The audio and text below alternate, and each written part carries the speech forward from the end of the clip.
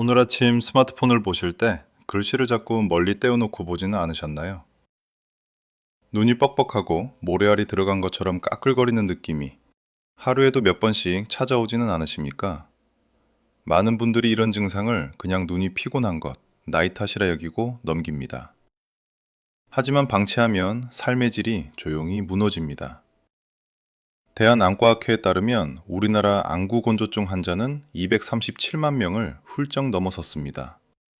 70에서 79세 시니어에서는 3명 중 1명꼴로 안구건조증을 앓고 있고, 고령층 10명 중 8에서 9명은 노화에 따른 시력 불편을 호소합니다. 노안 역시 40대 초중반부터 사실상 누구에게나 찾아오는 눈의 노화 현상입니다. 그런데 제대로 알고 관리하느냐, 그냥 방치하느냐에 따라 10년 후 눈의 상태가 완전히 달라집니다. 눈은 우리 몸에서 가장 먼저 노화 신호를 보내는 기관 중 하나입니다. 심장이나 콩팥 건강은 열심히 챙기면서 정작 매 순간 세상을 보는 눈 건강은 소홀히 하는 경우가 너무나 많습니다. 노안과 안구건조증은 방치하면 낙상 위험을 높이고 수면장애와 우울감으로 이어지는 연결고리가 되기도 합니다. 조선대학교 연구에 따르면 안구건조증이 있는 노인은 그렇지 않은 노인보다 우울증 위험이 유의미하게 높았습니다. 오늘 시니어 건강백과 52편에서는 노안과 안구건조증을 완전히 파헤쳐 드립니다.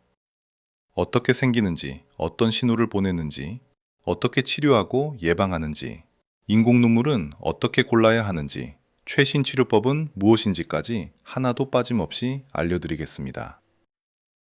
시니어 건강백과 52번째 이야기, 노안, 안구건조증, 완전 정복. 지금 시작합니다. 노안이 정확히 어떤 현상인지 아십니까? 많은 분들이 그냥 나이 들면 눈이 나빠지는 것이라 알고 계시는데, 조금 더 정확하게 이해하시면 예방과 교정에 훨씬 도움이 됩니다. 우리 눈 안에는 수정체라는 투명한 렌즈가 있습니다. 카메라로 치면 자동 초점 렌즈입니다. 이 수정체가 가까운 곳을 볼 때는 두꺼워지고 먼 것을 볼 때는 얇아지면서 초점을 자동으로 맞춰줍니다. 이 능력을 조절력이라고 합니다. 어린 시절 수정체 조절력은 거의 14디옵터에 달할 만큼 강하고 유연합니다. 그런데 나이가 들면서 수정체를 구성하는 단백질 성분이 서서히 변하고 수정체 자체가 단단하게 굳게 시작합니다. 분당 서울대학교 병원에 따르면 이 조절력은 40대 초중반부터 급격히 떨어지기 시작해 60대가 되면 거의 제로에 가까워집니다. 수정체가 두꺼워지려 해도 이미 굳어버려 자유롭게 모양을 바꿀 수 없는 것입니다.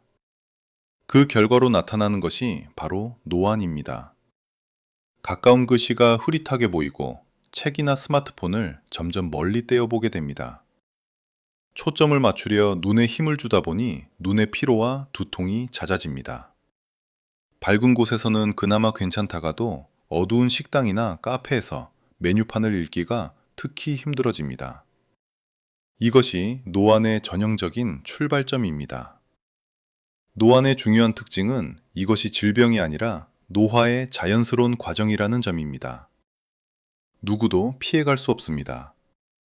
다만 스마트폰과 디지털 기기를 장시간 사용하는 현대 생활 때문에 30대 후반부터 노안 증상을 느끼는 젊은 노안 환자가 급격히 늘고 있습니다. 노안은 더 이상 중장년만의 문제가 아닙니다. 지금 이 순간 여러분의 눈 상태를 직접 확인해 보실 수 있습니다. 다음 5가지 항목 중 2가지 이상 해당된다면 노안을 의심하고 안과를 찾으시기 바랍니다. 첫째, 신문이나 책을 읽을 때 글씨를 30cm 이상 멀리 떼어야 잘 보입니다. 둘째, 스마트폰 문자나 카카오톡 메시지가 흐릿하게 보여 글씨 크기를 작고 키웁니다.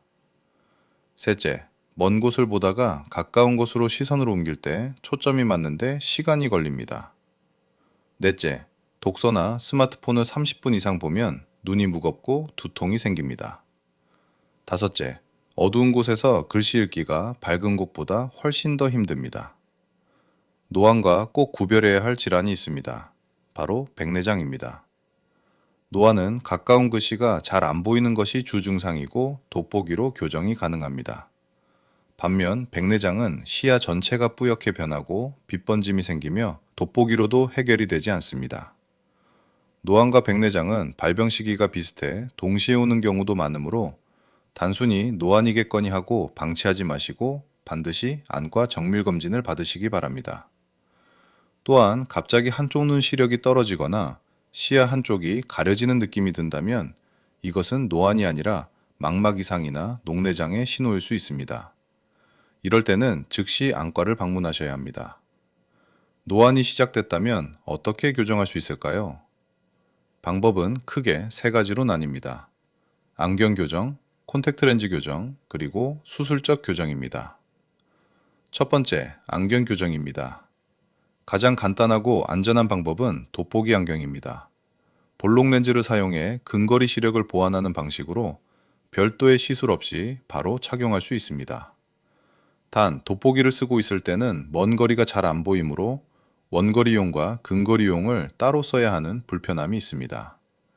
이 불편을 해소한 것이 누진 다초점 안경입니다.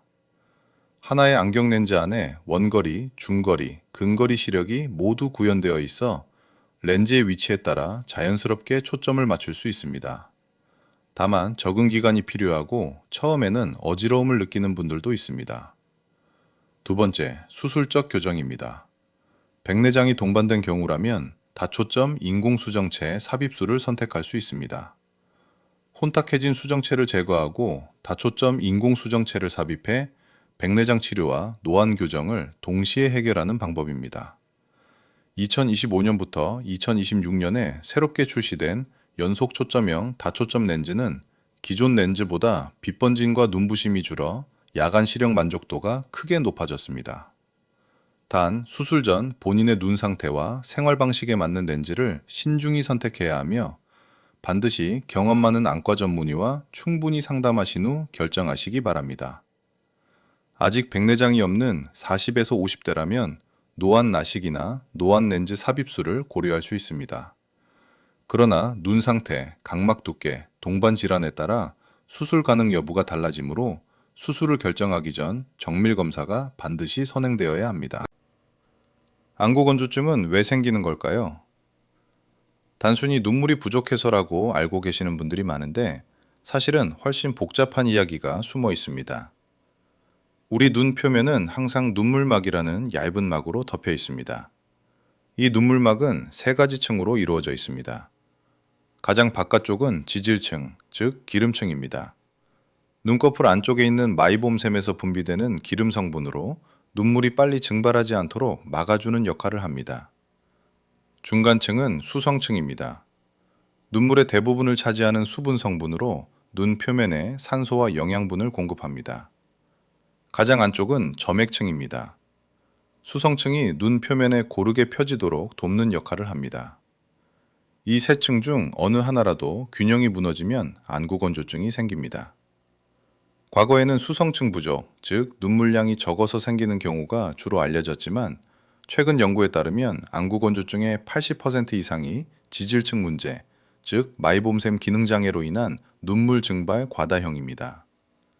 마이봄샘이 막히거나 기름을 충분히 분비하지 못하면 눈물이 금방 증발해 눈 표면이 건조해지는 것입니다. 시니어에게 안구건조증이 많은 이유는 노화와 함께 마이봄샘 기능이 저하되고 눈물 분비 자체도 줄어들기 때문입니다. 여기에 스마트폰과 TV를 장시간 보는 생활 습관, 냉난방으로 인한 실내 건조한 환경, 고혈압약, 항히스타민제, 이뇨제, 항우울제 같은 만성질환 치료약물의 장기 복용까지 더해지면 안구건조증은 급격히 악화됩니다. 약이 눈을 마르게 한다는 사실 많은 분들이 모르고 계십니다. 안구건조증의 증상은 단순히 눈이 건조한 것만이 아닙니다.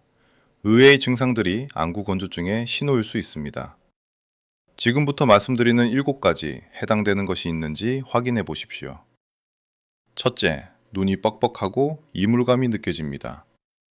마치 눈 안에 모래나 먼지가 들어간 것 같은 느낌입니다.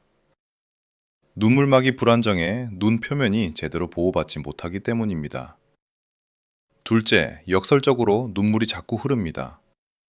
눈이 건조한데 왜 눈물이 나올까 의아하실 수 있는데 건조 자극에 반응해 눈이 과도하게 눈물을 분비하는 반사 눈물이기 때문입니다. 바람만 불어도 눈물이 흐른다면 안구 건조증을 의심하십시오. 셋째, 눈이 쉽게 충혈됩니다.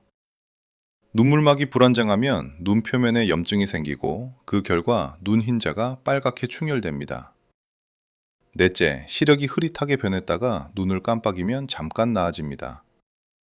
눈물막이 고르게 퍼지지 않아 초점이 불안정해지는 증상으로 백내장이나 노안과 혼동하기 쉬운 안구 건조증의 특징적인 신호입니다. 다섯째, 오후가 될수록 눈이 더 불편합니다. 하루 종일 눈을 사용하면서 눈물막이 점점 불안정해지기 때문입니다. 아침에는 괜찮다가 오후에 심해진다면 안구 건조증일 가능성이 높습니다. 여섯째, 빛에 민감해집니다. 눈 표면이 건조해지면 빛에 대한 과민 반응이 생겨 밝은 곳에서 눈을 뜨기 불편하거나 눈부심이 심해집니다. 일곱째, 콘택트 렌즈 착용이 갈수록 불편해집니다. 렌즈가 눈물을 흡수해 건조함을 악화시키기 때문입니다. 예전에는 렌즈를 잘 끼셨던 분이 갑자기 불편함을 느끼기 시작했다면 안구 건조증이 진행되고 있다는 신호입니다. 안구 건조증은 왜 나이가 들수록 심해질까요? 그 이유를 하나씩 짚어드리겠습니다. 첫째, 노화에 의한 눈물 분비 감소입니다. 나이가 들면 주 눈물샘의 기능이 저하되어 눈물 생산량 자체가 줄어듭니다. 특히 여성의 경우 폐경 이후 에스트로겐 감소가 눈물샘 기능을 더욱 떨어뜨립니다. 폐경 후 여성에서 안구 건조증 유병률이 남성보다 현저히 높은 이유입니다. 둘째, 마이봄샘 노화입니다. 눈꺼풀 위쪽에 40개, 아래쪽에 30개가 분포하는 마이봄샘이 나이가 들면서 점점 막히고 기능이 저하됩니다. 기름 성분의 분비가 줄면 눈물이 빠르게 증발해 건조함이 심해집니다. 셋째, 약물 부작용입니다. 시니어들이 복용하는 많은 만성질환 약들이 안구 건조증을 유발하거나 악화시킵니다. 항히스타민제, 베타 차단제 계열 고혈압약, 이뇨제, 항우울제, 수면제 등이 대표적입니다.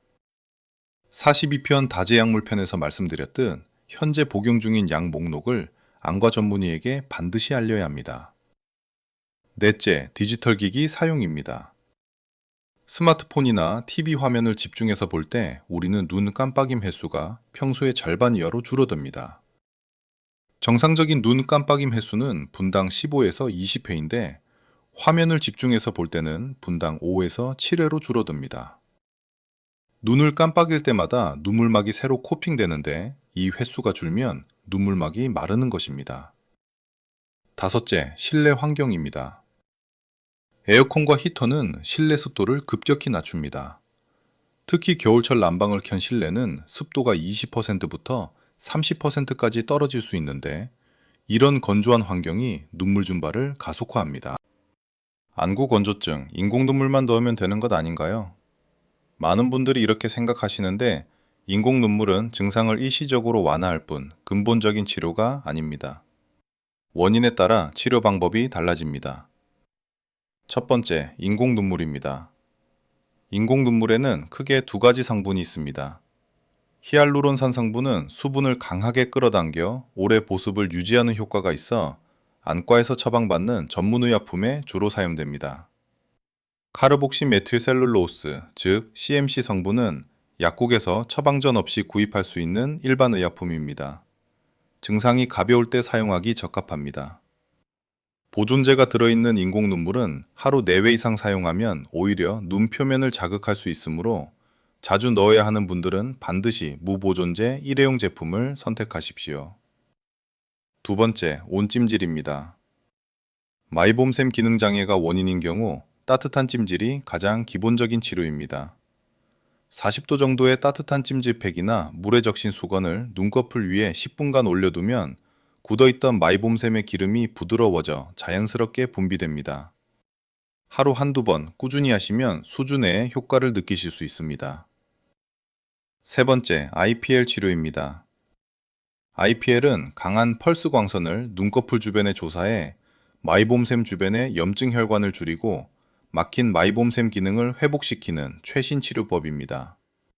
2026년 3월 조선일보 의학 칼럼에 따르면 IPL은 마이봄샘 기능 이상으로 인한 안구건조증에 특히 효과적인 것으로 보고되고 있습니다. 2에서 3주 간격으로 4회 이상 시술하며 시술 시간은 약 5분으로 짧습니다.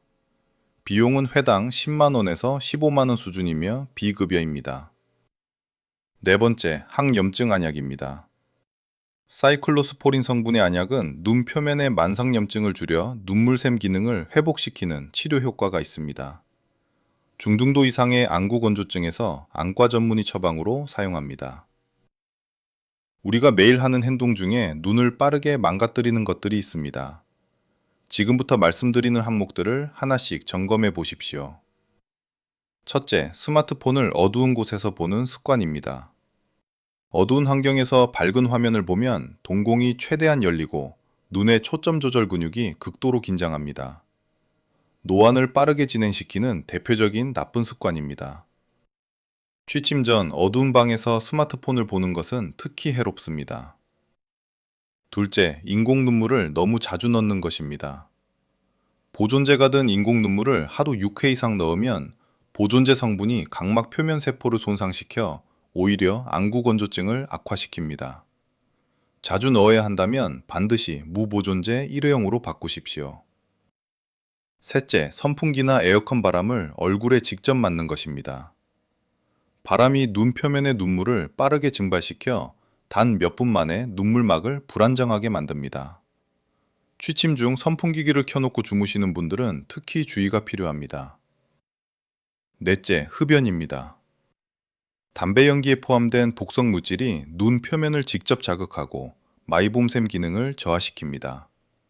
흡연자는 비흡연자보다 안구 건조증 위험이 2배 이상 높다는 연구 결과가 있습니다.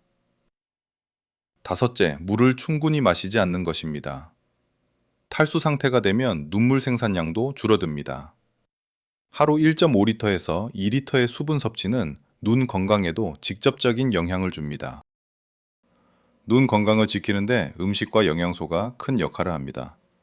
특히 시니어에게 필요한 눈 건강 영양소를 구체적으로 알려드리겠습니다. 첫째, 루테인과 제아잔틴입니다. 망막의 황반부에 집중되어 있는 항산화 색소로 유해 청색광을 흡수해 망막세포를 보호합니다. 시금치, 케일, 브로콜리, 옥수수에 풍부합니다.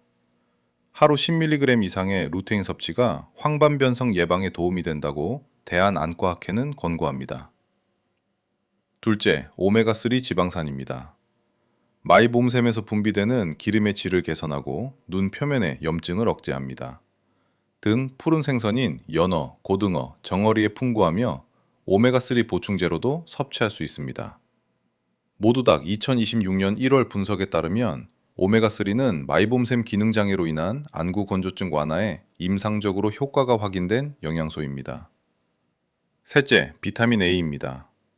눈물막의 점액층을 구성하는 뮤신 단백질 합성에 필수적입니다. 비타민 A가 부족하면 눈 표면이 건조해지고 각막이 손상될 수 있습니다. 당근, 고구마, 시금치, 달걀 너루른자에 풍부합니다.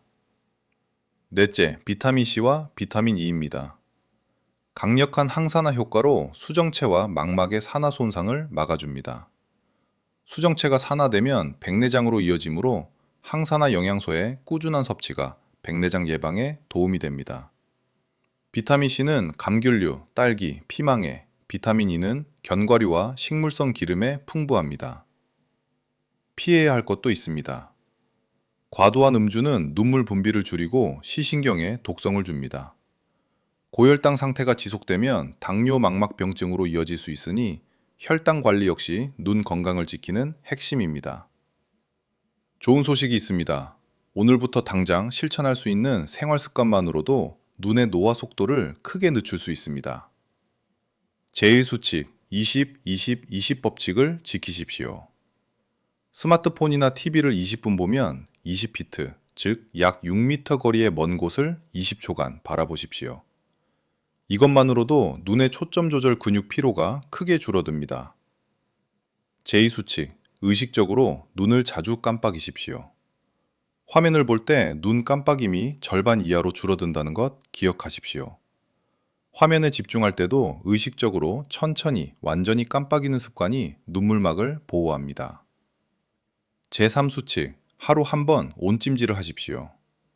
40도 정도의 따뜻한 찜질을 10분간 눈꺼풀 위에 올려두면 마이봄샘 기능을 유지하고 안구건조증 진행을 늦출 수 있습니다. 제4수칙, 실내 습도를 50%부터 60%까지로 유지하십시오. 가습기를 사용하거나 젖은 수건을 실내에 걸어두는 것만으로도 눈물 증발 속도를 크게 줄일 수 있습니다. 제5수칙, 오메가3와 루테인을 꾸준히 섭취하십시오. 음식으로 충분하지 않다면 보충제로 보완하되 복용 중인 약과의 상호작용이 있을 수 있으니 의사와 상담 후 결정하십시오.